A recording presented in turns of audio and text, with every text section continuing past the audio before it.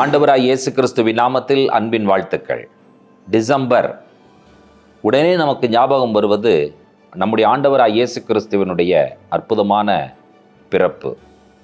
இந்த மாதம் முழுவதும் நம்முடைய கர்த்தரின் குணாதிசயங்கள், அதாவது யெகோவா, எலோஹிம், எல்ஷடாய், இவைகள் எல்லாம் ஆண்டவருடைய குணாதிசயங்கள் என்று சொல்லி நாம் வேதத்தில் வாசிக்கிறோம். கர்த்தரின் நாமம் யெகோவா, அதற்குள் இருக்கும் குணாதிசயங்கள் அன்புள்ளவர், இரக்கமுள்ளவர், அதிசயமானவர், இப்படி பல பெயர்கள் இருக்கிறது. இவைகளை இந்த மாதம் முழுவதும் தியானிக்கப் போகிறோம். கிறிஸ்து என்னவாக, எப்படிப்பட்ட குணாதிசயங்களோடு பழைய ஏற்பாட்டிலே காணப்படுகிறார் என்கிறதான காரியங்களை தியானிப்பதன் மூலமாக இந்த வருடம் மகிழ்ச்சியாக கிறிஸ்துவனுடைய குணாதிசயங்களை அறிக்கை செய்து கொண்டாடுகிற கிறிஸ்மஸாக இருக்கட்டும் என்று சொல்லி உங்கள் அனைவருக்கும் எங்களுடைய அன்பின் நல்வாழ்த்துக்களை, கிறிஸ்மஸ் வாழ்த்துக்களை மகிழ்ச்சியோடு தெரிவித்துக் கொள்கிறோம். வாருங்கள், டிசம்பர் முழுவதும் கிறிஸ்துவின் குணாதிசயங்களை தியானிக்க உங்களை அன்போடு அழைக்கிறோம்.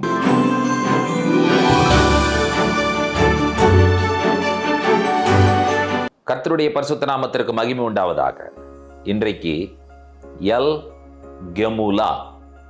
எல் என்று சொன்னால் தேவன், வல்லமையானவர், அது நமக்கு தெரியும். கெமுலா, கமால் என்ற ரூட் வேர்டு, வேர் வார்த்தையிலிருந்து வந்ததுதான் கெமுலா. அப்படின்னு என்ன அர்த்தம்? பரிசு கொடுக்கிறவர், பழி வாங்குகிறவர், நீதி சரி கட்டுகிற தேவன், சரி கட்டுகிற தேவன், இப்படி பல அர்த்தங்களை கெமுலா என்கிறதான வார்த்தை உள்ளடக்கியதாய் காணப்படுகிறது. இப்போ நமக்கு என்ன புரியணும்னு கேட்டிங்கன்னா, என்னுடைய வாழ்க்கையிலே எனக்கு நியாயம் செய்கிற தேவன், அதுதாங்க கெமுலா. எத்தனை பேர் இன்றைக்கு எனக்கு ஒரு நியாயம் வேண்டும் என்று சொல்லி கேட்கிறீர்கள்? அவர்கள் எல்லாரும் செய்ய வேண்டிய ஒரே ஒரு வேலை என்னவென்று சொன்னால், வாயை திறந்து, நீதி சரி கட்டுகிற தேவனே, நீர் ஒருவர்தான், வேறு யாரும் இல்லை, எல் கெமுலா, நீர் மட்டும்தான் என்பதை அறிக்கை செய்வீர்கள் என்று சொன்னால் நிச்சயமாய் ஆண்டவர் செய்கிறவராய் இருக்கிறார். இந்த நீதி சரி கட்டுகிற தேவன் என்று சொல்லி யாருக்கு சொல்லுகிறார், எதனால் சொல்லுகிறார், எந்த பின்னணியத்தில் சொல்லுகிறார்? வாசிக்க கேட்கலாம். எரேமியா 51 அதிகாரம் 56 வசனம். பாபிலோனை பாழாக்குகிறவன் அதின் மேல் வருகிறான், அதன் பராக்கிரமசாலிகள் பிடிபடுவார்கள், அவர்களுடைய வில்லுகள் முறிந்து போகும், சரி கட்டுகிற தேவனாகிய கர்த்தர் நிச்சயமாக பதிலளிப்பார். சரி கட்டுகிற தேவனாகிய கர்த்தர், இங்கதாங்க நீங்க எல் கெமுலா என்கிறதான பதத்தை நீங்கள் பார்க்கிறீர்கள். பாபிலோன் உனக்கு அநியாயம் செய்கிறான், ஆனால் கர்த்தர் உனக்கு அவன் செய்கிற அநியாயத்திற்கு கர்த்தர் அவனுக்கு திரும்பவுமாக சரி கட்டுவார் என்று சொல்லுகிற ஆறுதலான வார்த்தைகளை எரேமியா யாருக்கு சொல்லுகிறார் என்று சொன்னால், யூதா தேசத்து மக்களுக்கு சொல்லுகிறதை நீங்கள் கவனிக்கிறீர்கள். நாம் என்ன புரிந்து கொள்ளுகிறோம்? என்னுடைய சத்துருக்களுக்கு நீதி சரி கட்டுகிற ஒரு தேவனை நான் ஜீவிக்கிறேன். எனக்கு தீமை செய்கிறவர்கள், எனக்கு அநியாயம் செய்கிறவர்கள், இவர்களை கர்த்தர் பார்த்து கொள்ளுவார். கர்த்தர் சொல்லுகிறார், பழி வாங்குதல் எனக்குரியது சொல்றார்ல. நாம் என்ன செய்யக்கூடாது என்று சொன்னால், யாரையும் பழி வாங்கும் வேண்டும் என்கிற எண்ணம் நமக்கு இருக்கக்கூடாது. கர்த்தரிடத்தில் விட்டுவிட்டால் கர்த்தர் அதை எப்படி செய்ய வேண்டும், எங்கு செய்ய வேண்டும் என்ற விஷயத்தை அவர் பார்த்து கொள்வார். நான் ஆராதிக்கிற ஒரு தேவன் இருக்கிறார், அவர் எல் கெமுலா. சந்தோஷமா இருக்கிறதா உங்களுக்கு?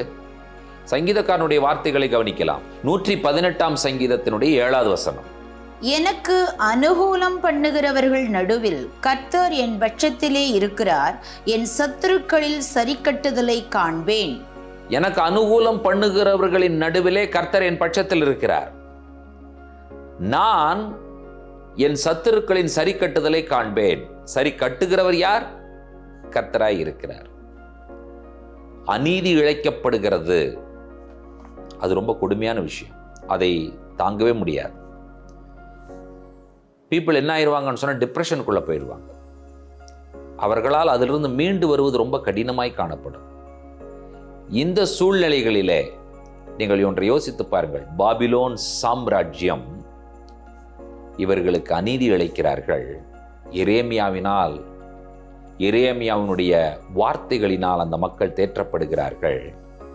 கர்த்தர் சரி கட்டுகிற தேவன் என்று அற்புதமான வார்த்தைகள் சொல்லப்படுகிறதை நீங்கள் கவனிக்கிறீர்கள்.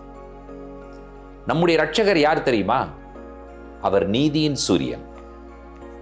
என் நாமத்திற்கு பயந்திருக்கிற உங்கள் மேல் நீதியின் சூரியன் உதிக்கும் என்று சொல்லி மல்கியா சொல்றாருல்ல. Sun of righteousness. அவர் என்ன செய்வார்? அவருடைய அந்த வெளிச்சம், நீதியின் சூரியனுடைய வெளிச்சத்திற்கு, அந்த வெளிச்சத்திலே அநீதிகள் இருக்காது. அந்த அநீதிகளை ஆண்டவர் சரி கட்டி விடுவார். எப்படிங்க அவருடைய வெளிச்சத்திற்கு கீழே அநீதி இருக்க முடியும்? அவருடைய பார்வையின் கீழே அநீதி எப்படி இருக்க முடியும்? நீதியின் சூரியனாக இந்த உலகத்திலே கிறிஸ்து அவதரித்திருக்கிறார். எல் கமுலா. எத்தனை பேர் நீதியின் சூரியனாகிய ஆண்டவராய் இயேசு கிறிஸ்துவை கொண்டாடுவதற்கு ஆயத்தமாகி விட்டீர்கள், வழிபடுவதற்கும் ஆராதிப்பதற்கும் ஆயத்தமாகி விட்டீர்கள். அவர் நீதியின் சூரியன். கிறிஸ்து தம்மை பற்றி யோவானுக்கு வெளிப்படும் பொழுது அவர் எவ்வாறு வெளிப்பட்டார்?